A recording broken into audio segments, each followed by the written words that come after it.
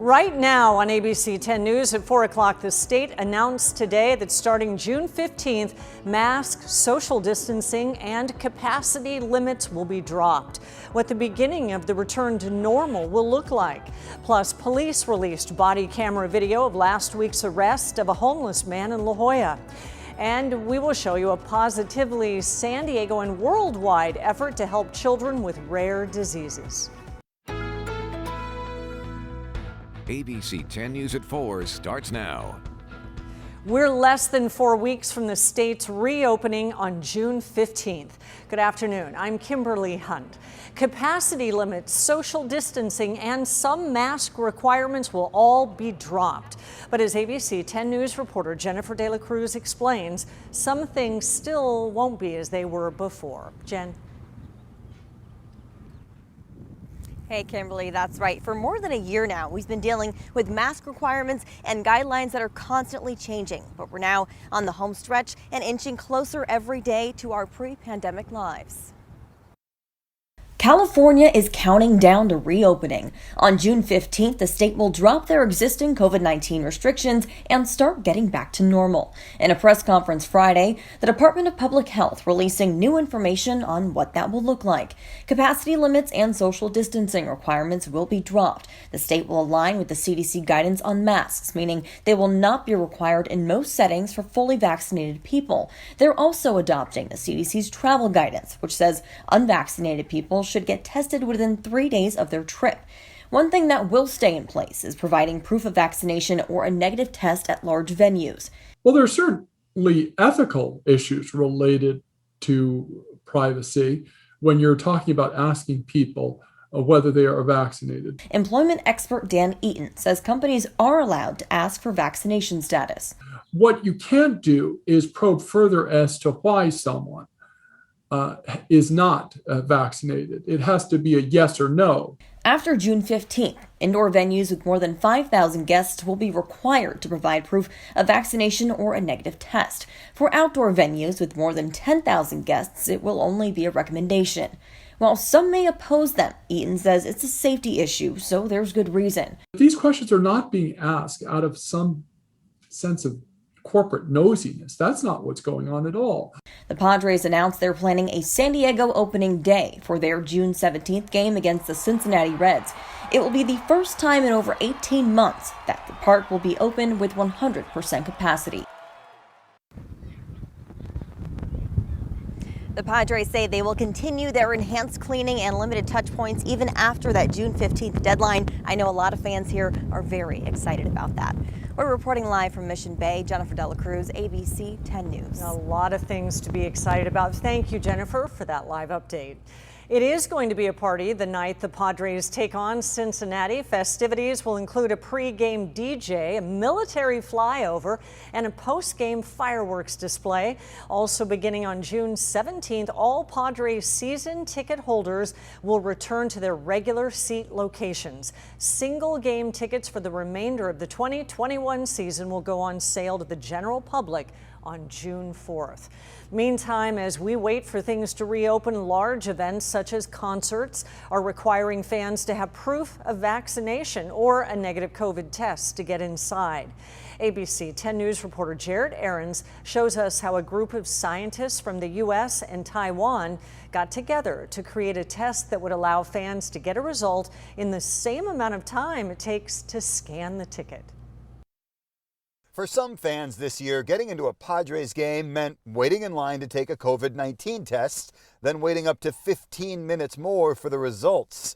Now, an international team of scientists say they've created a way to eliminate the wait. You'll find out immediately, within a matter of seconds, whether, oh my gosh, I have the virus, or, oh, I don't have the virus. Dr. Josephine Esquivel Upshaw and graduate student Minghang Shan from the University of Florida and Professor Yute Lau from Taiwan's National Yangming Chiaotong University say they've created a COVID test that works just like the common glucose test for diabetics, with meters and testing strips. The electrodes on the test strip is immobilized with the antibody that is specific to the coronavirus itself. The researchers say this test can give you a result in seconds, and it's incredibly sensitive, detecting microscopic levels of coronavirus plaque and detecting COVID-19 spike peptides down to 1 femtogram per milliliter. What's a femtogram? That's the 15th decimal point. So 14 zeros, then the 1. And instead of a blood prick like a glucose test, this uses saliva. That would make it one of the easiest COVID tests available. It's not invasive. It's not the one that goes up your nose, down the back of your throat. It doesn't do blood. It's saliva. So you simply spit on it, or you put the strip in your mouth, and then voila. They hope to start clinical trials soon. If it's approved, it would give stadiums, restaurants, movie theaters, schools, and more an easier, faster way to make sure no one brings the virus inside. Jared Aarons, ABC 10 News. Beyond COVID-19, researchers say the test could be modified to detect signs of other diseases such as Zika, heart disease, or whatever another pandemic may bring. And you can find all of the latest on reopening plans and recommendations on the ABC 10 News mobile app. It is free in the App Store or Google Play. The White House is teaming up with dating apps to boost vaccination rates.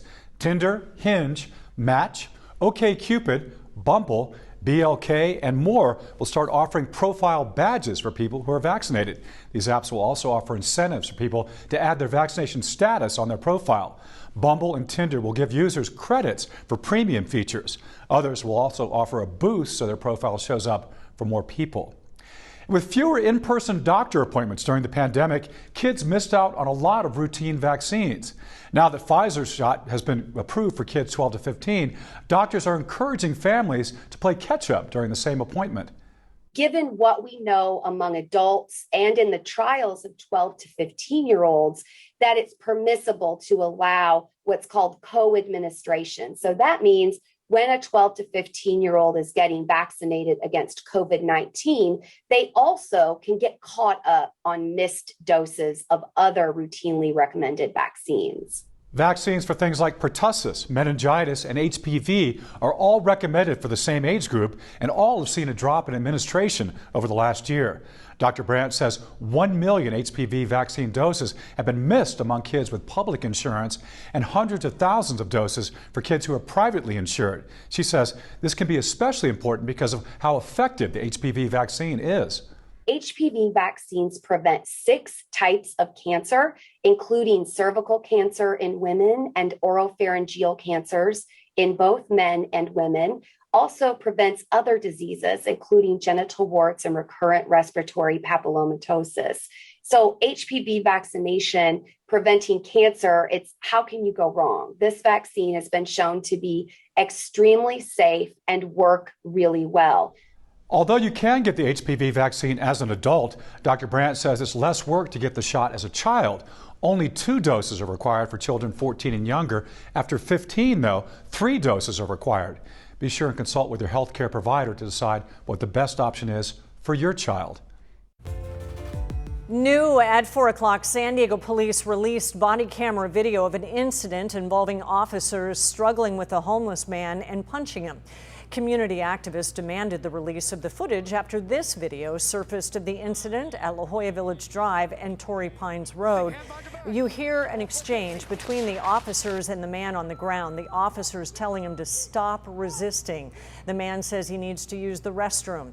The body camera video released today shows a different angle of the struggle. Here it is. Stop! I don't want to my pants! Leave me the alone! Stop, bro!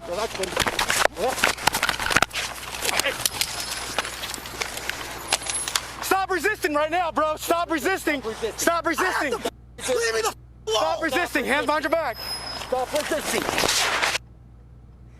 Community members question why it's easier to see the bystander's video that the officer does punch the man while he's on the ground. You can't see that moment in the body camera video. There's a lot of scuffling between the two, and it's because the officer and the man are too close to each other at that point as there is a struggle. Internal Affairs is investigating the incident. The man arrested is holding a news conference in about an hour. We will have more for you on ABC 10 News at 5. A road rage shooting ended in the death of a 6-year-old boy on the 55 freeway in the city of Orange. And police say the boy was sitting in a booster seat and badly wounded. He died later at Children's Hospital of Orange County.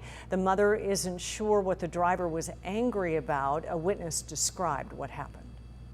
He changed lanes. I guess they went behind her, and it was like, we don't know. Basically, they shot into the back of her car. Police are still searching for the shooter. They say he was driving a white Volkswagen Jetta. CHP is asking anyone with dash cam video or information to please call them. Police say this is not related to a string of pellet gun shootings on Orange County freeways. A man accused of grabbing a woman while she was walking her dog along a Vista trail is now in custody. The Vista Sheriff's Station identified him as Luis Jimenez. He faces multiple charges, including kidnapping with the intent to commit robbery. Jimenez allegedly attacked the woman walking at Buena Vista Park off South Melrose Drive. The woman was able to pick out Jimenez in a lineup. Detectives also served a search warrant to his home and found items related to the incident. An abandoned panga was found on the shores of Mission Beach this morning, and our 10 News breaking news tracker was there. It is not clear how many people were on the boat when it came ashore. At least a dozen life jackets were found, along with food and several containers of gasoline. This comes one day after that smuggling incident in La Jolla where one person died. After weeks, the incident off Point Loma, where several people died in the water after their boat capsized.